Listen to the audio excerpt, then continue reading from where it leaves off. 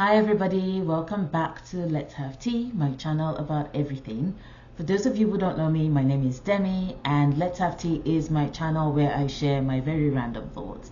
But they are useful random thoughts, I'd like to think, so they're not useless, even though I think it would be great to share a couple of useless random thoughts, but they are useful, I promise. So yeah, please share with your friends, hit the subscribe button, and for those who have been watching and you haven't subscribed, I'm kind of sitting here like, what is your reason? Please tell me, because like, why wouldn't you?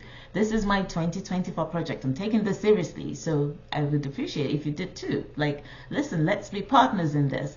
Anyway, today I want to talk about religion.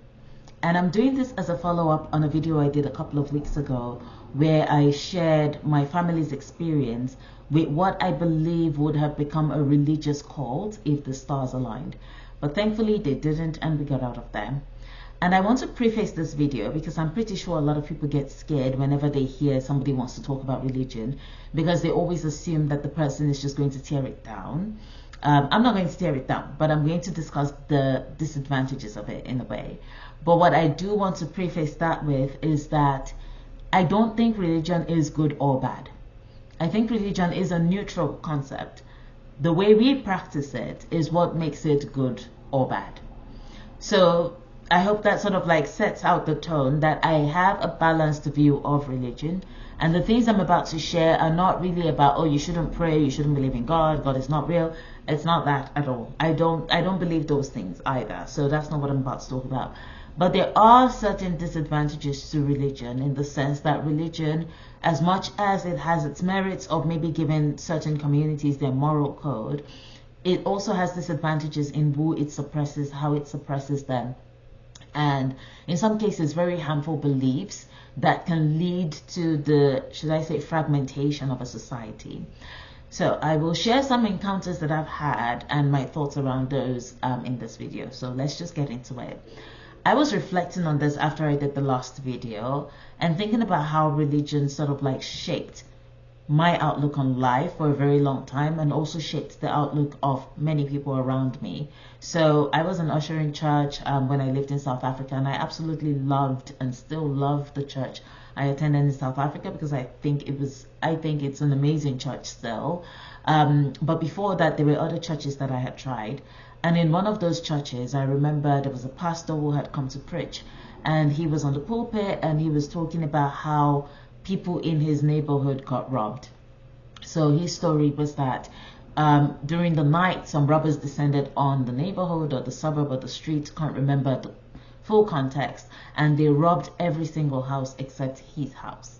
And his thing was that the reason why his house wasn't robbed was because he pays his tithes, and because he pays his tithes, he has a special protection.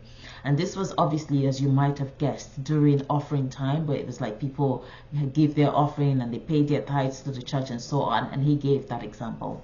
And I remember leaving the church and asking myself questions around God's character, because I was like, how is it known that the people who lived in all these houses, like in all these houses that got robbed, how is it known that they had the capacity to give?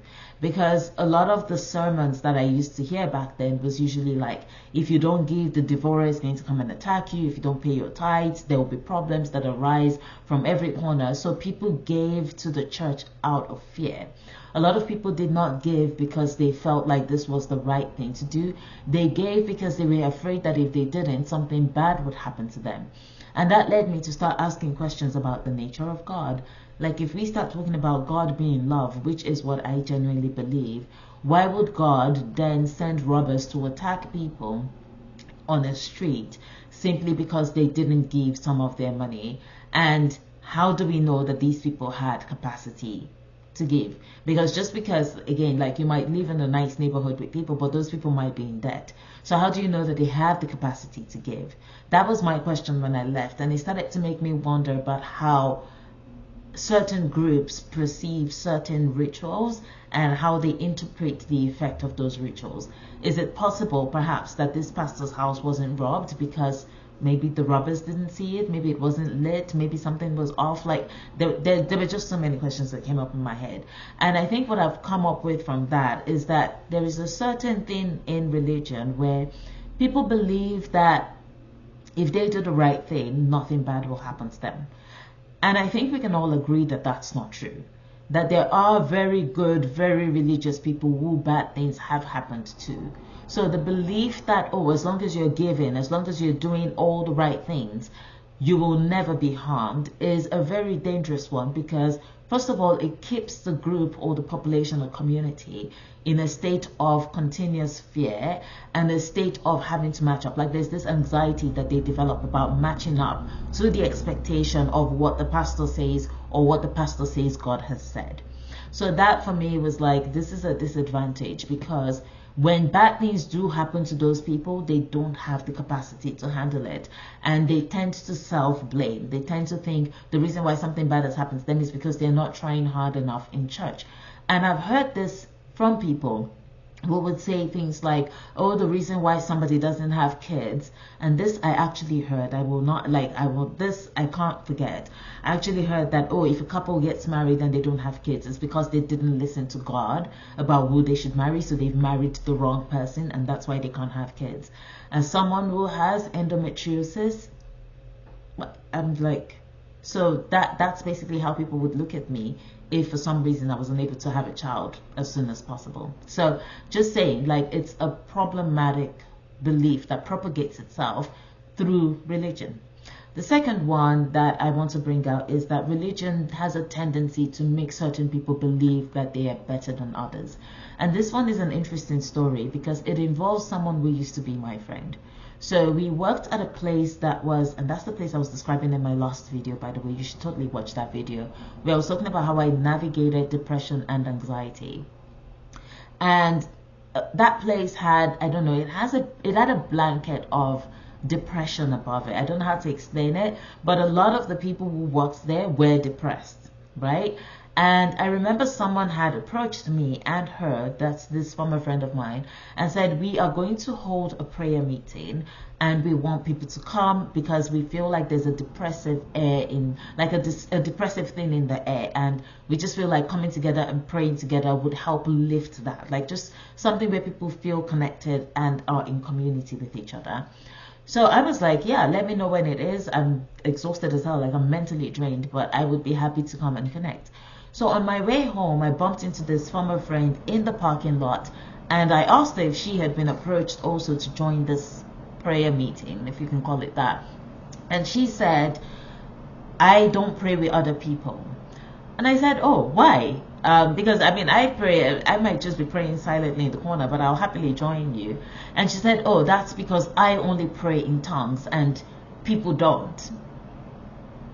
And I was like, okay, what does that have to do with anything? Because like prayer is prayer, isn't it?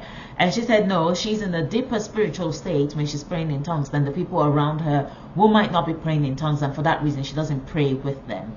She also doesn't believe in certain things that people say, like, you know how some Christians are like, oh, I plead the blood of Jesus. And she's like, yeah, my pastor said that's wrong, da, da, da, da, da. And there was this whole thing the whole time where it seemed as though she was basically saying, these people are beneath me, I cannot pray with them.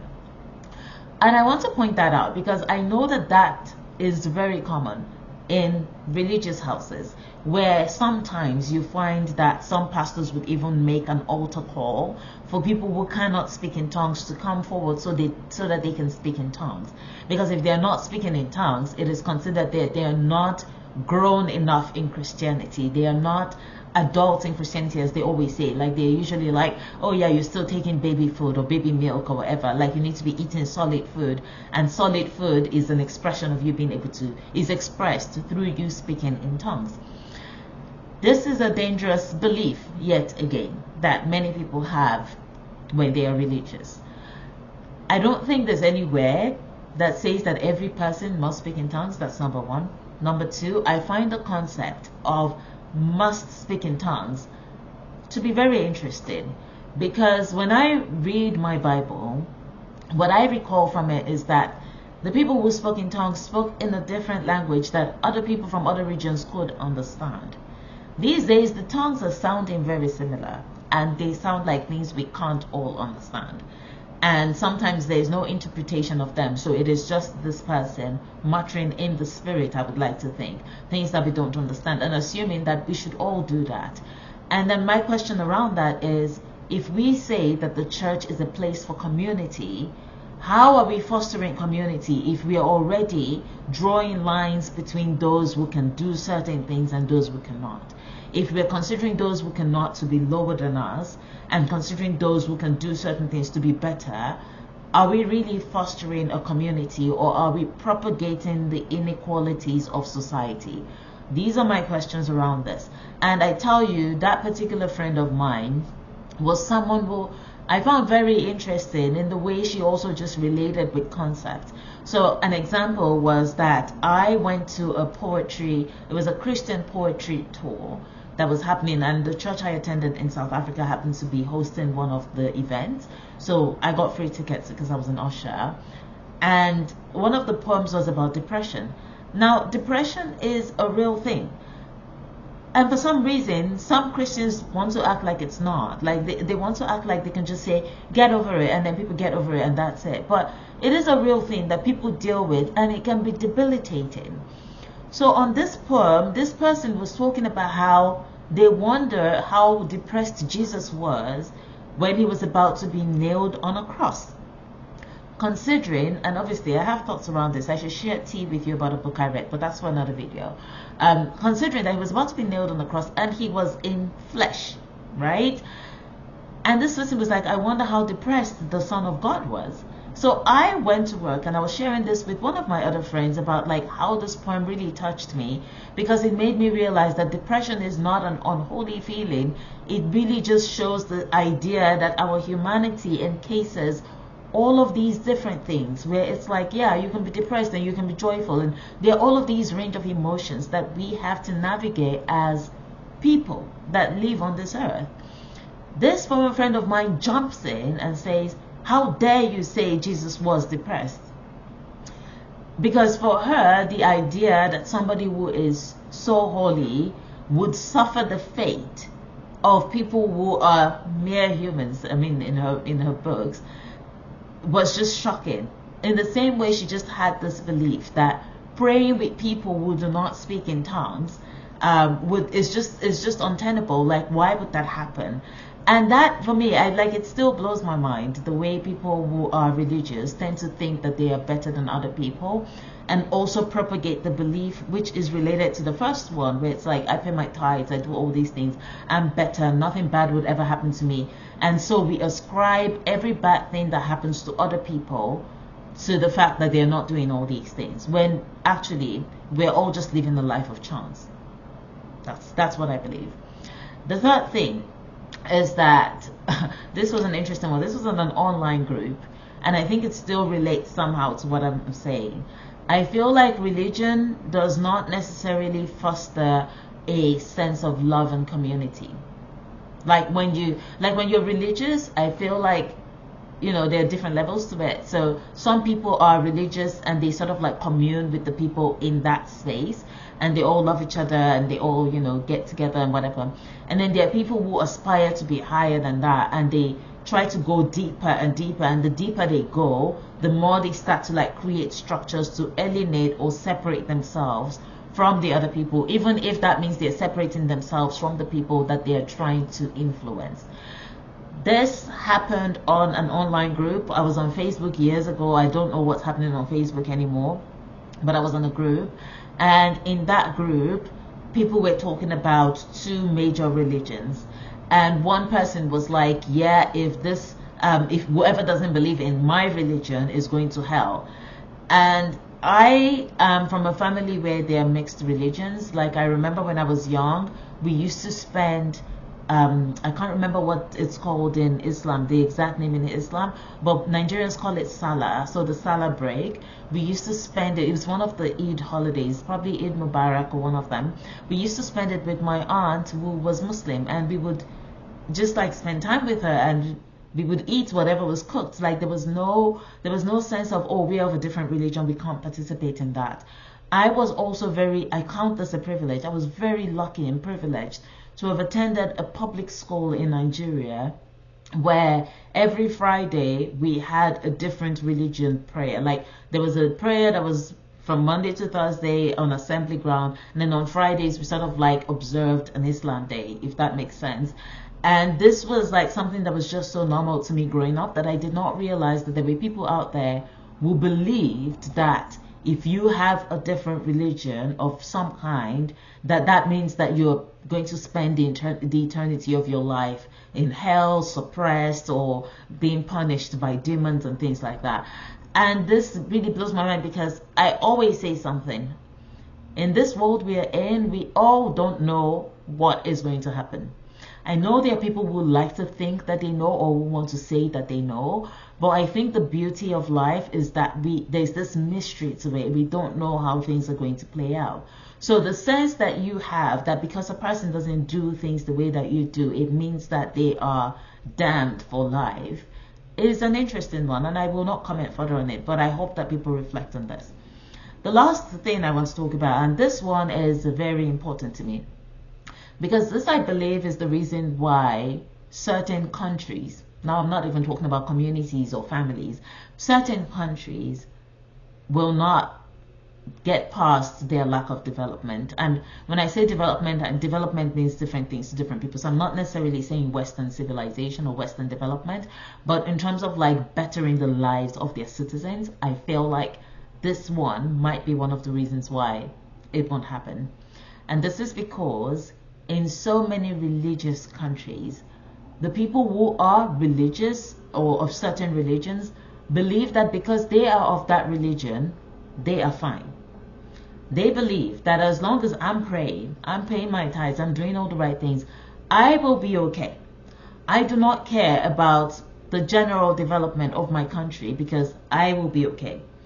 This propagates a very individualistic sense of being in these countries, where what is actually needed is a coalition of the people against what might be an oppressive system. But if you can't get the people together to topple systems like this, there's nothing that's going to happen, nothing's going to change. And I think that in a way, people who are highly religious and believe that they are okay as long as they fulfill the rules of their religion, they're provided for, their kids are doing well. As long as you have that, you're never going to have the unity that is required for people to do the right thing.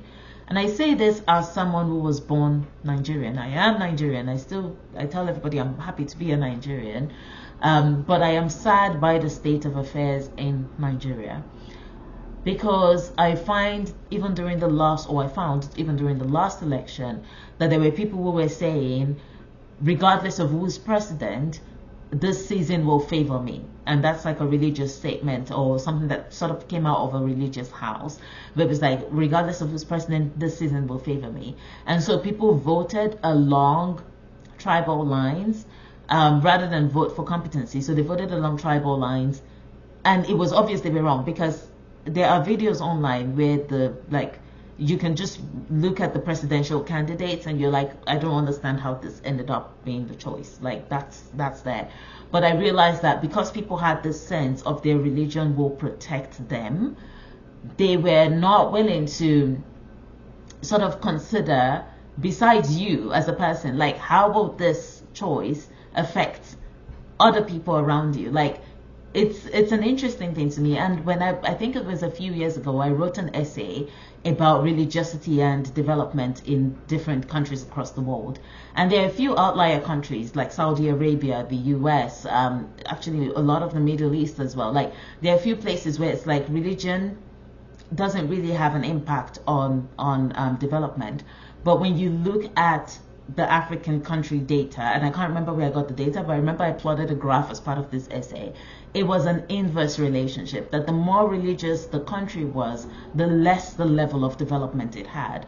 And I genuinely believe that it is because religion, the way it is practiced in these places, fosters a sense of individuality that takes off the responsibility for communal benefits. Like people don't think of themselves as part of a country, they think of themselves as part of a religion, and as part of, even beyond that, a certain denomination, and even beyond that, a certain house, like a religious house. And so whatever the belief, the prevailing belief is in that house, that's all they care about. They are not worried about the ripple effects. And the reality is that when there's a ripple effect of bad development, regardless of what your religious house is, it is going to impact you as well. So these are some of the, should I call them, demerits of religion in my books. I mean, like I said, I find religion to be interesting, and I have a balanced view of it. Like I said, it has its benefits in the sense that, yes, for some people, moral code, it teaches certain values that are very useful for societal building. But I think that beyond a certain point, it starts to have, should I call it, a diminishing effect? Like those things do not matter anymore. Beyond a certain point, it starts to have a harmful effect, if I can call it that. And so many people are tied to the game of religion that they can't untie themselves. Am I saying that you should not be religious or you should not believe in God? That's not what I'm saying at all. But I'm saying you should question how religion is causing you to not only view other people, but the views it is planting inside of you regarding people, regarding life, and regarding the state of the community, the country where you live. That's all I'm saying. Anyway, that's my random thought for today, and I hope you've enjoyed it. Thank you for joining me again and for watching my video, and I'll see you on the next one. Goodbye.